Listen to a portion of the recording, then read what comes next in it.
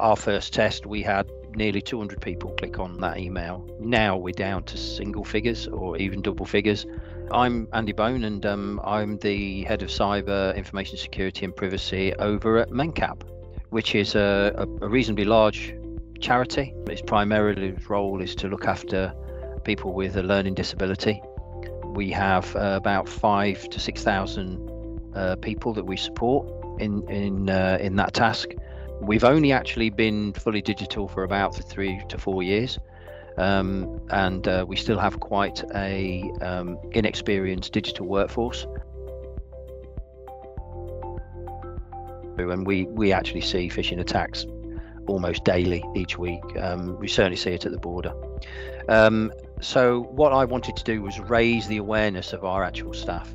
And obviously one of the best ways to do that is to actually do some live phishing testing that allows people to be able to, to actually see those type of attacks, the kind of attacks that are being used out on the internet at the time, but also more importantly to actually train our people to be able to see and deal with those type of attacks. So with that in mind, we went out to the market. We had a look at a few different types of system. So we decided on Phished. They seemed the right company for us. And obviously, for us, resourcing is a big issue, obviously being a charity. And the team there were very good and helped us be able to get this type of system into our charity. And we just thought it was a good fit. But the system was quite easy. Once we'd actually got used to it and we'd done a couple of tests, we got far more proficient in its use. And then we started to get some real benefit.